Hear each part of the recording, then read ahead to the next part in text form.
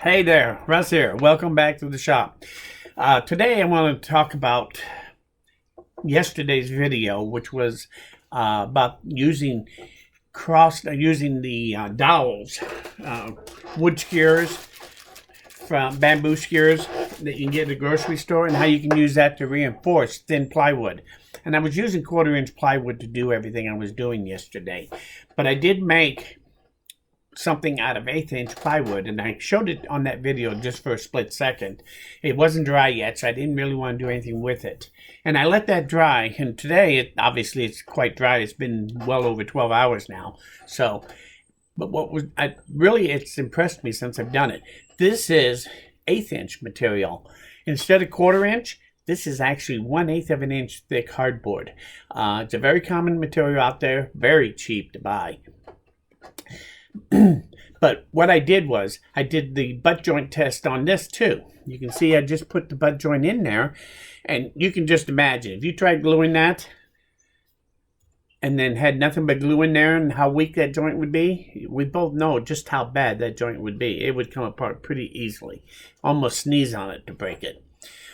But I did do the skewers in it. I put 2 of them in there. You can see where they go in there, and you can see where they come out.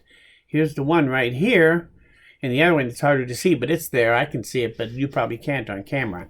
But otherwise, it's just a straight joint. It's not obtrusive at all, like it would be if you had to put some kind of reinforced corner block in here or something, or a glue block right here in the to help reinforce it.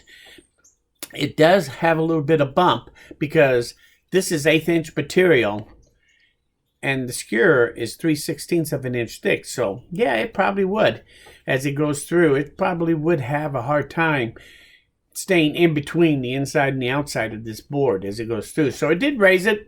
No big deal. It's not that big of, like I said, a big of a bump. And when I talked about putting a corner block in here to reinforce this instead, this is definitely much stronger than if you used a corner block and glued it in. But also, if you wanted to really make this joint stronger than it is here, you could put the corner block in there, glue that in, then put your dowels in through that corner block, and wow, I would stack this 1/8-inch joint up against a piece of 1/2-inch plywood joint. At that point, I think it would be just pretty much as strong. The joint would not fail, the plywood would, long before the joint would. So you could put a corner block in here if you wanted to with the cross dowels. Great. I think that would be a great way of doing it. How far do you want to take it? Anyway, the real question is 2 things. First off, how strong is that joint? I mean, can you imagine trying to do that if that was just glued together only? Watch this. I've been doing this all morning, several different times, testing it. Watch this. Thing is still together. Can you believe it? Yeah, it is. It's still oops. It's just almost indestructible, I think. So anyway, that really impressed me about this joint. And so being 1/8-inch hardboard and having a joint that strong, that's really what I really wanted to achieve with what I was doing here. One thing you probably don't know about me is that actually my favorite thing to do, and I've mentioned this before when I first started making videos, back then there was probably only 5 people watching my videos, but so that was long before I became famous on YouTube. But box making is what I really like to do. I make little boxes of all different kinds, and I like to make little mini chests with drawers. And this is where this is really going to shine. Now, I take my plywood, my hardboard, a lot of times to make things look a little nicer, I'll actually use a veneer on the hardboard, and that not only makes it so much more sturdier, I can't believe it, but it also makes it so that it looks like you're using a regular piece of wood.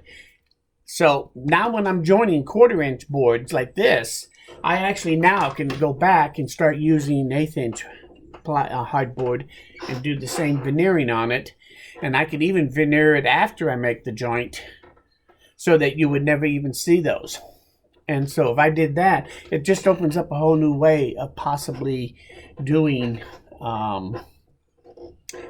boxes, and in particular doing drawers on boxes. Here's a good example of a drawer that I have made, and as you can see on 3 sides I used pretty close to 1/2 inch material, and then on 2 of them, the bottom and the back, I used 1/8 inch material.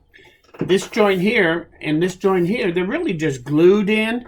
I think there might be a recess in here, a groove. I can't remember for sure. I do know that this is rabbited, but it's only glued together. So I can make this box much, much stronger now that I know about using wood skewers and start using them more regularly in my box making, and in particular when I make drawers. So it's going to be a great asset to help my box making much better. So that's why I think about these things at times. I try to see how I make things, and then I look at how to make them better and how to make them stronger. I dropped this drawer on the ground, on the floor. Would it break? It might break a joint somewhere, since it's all just glue joints. Probably not, but it might. That joint? No way that wood would break before that joint will break. So the wood itself would give out. So that's really what you want when you're making small boxes. You really don't want it to break at the joints. You want that wood to be the weakest part of that box. And so I can make this all out of 1/8 inch stuff instead of you having to go to the sides being this, and it really will add the size of the drawers. Will seem bigger as a result.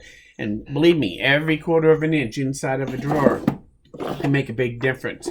And if I really want that to be a strong box or a strong drawer, at this point I'll put a corner block in there and glue it in, then put the dowels through everything, and that will make that joint even stronger. So at this point, if you like to make boxes or you like to make drawers and things like that, this is definitely something you're going to want to practice a little bit, because you will use this over and over again. So anyway, that's why I kind of think outside the box. That's why I made this particular joint. If you remember, I must be thinking about making boxes again. I'm getting the urge, because my last one before this, I did the miter saw where I made that small table so I could cut small pieces.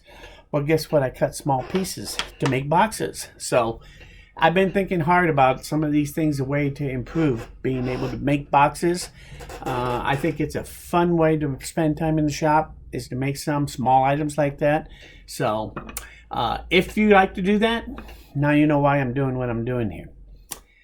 I am rambling on. Oh wait, this is a Rambling Russ thing.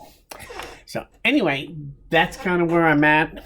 Wanted to show off one of my boxes again now that I'm famous on YouTube. So if you have any comments about this, any questions about anything, about how I do things, I'm going to I'll start doing some series, I think, pretty soon on how to really, all the tips that I do when I make boxes, the things that I do, because some of the things I do are very unique to people that make boxes. Am I the best box maker? Not even close. But I like my boxes. I enjoy making boxes. I can make them out of anything. I make them out of OSB. I make them out of the nice, most exotic woods. I've done it all. But I do like to make boxes. So anyway, that's what it's all about. Having fun in the wood shop. And now you know. If you like this video, or if you learned something here, hit that like button. If you want to see something more detailed about how to do something, just let me know, and I'll try to figure out how to do a video on it. Most importantly, though, please come back again, because I'm nowhere near done. Thanks for stopping by. We'll see you again very soon.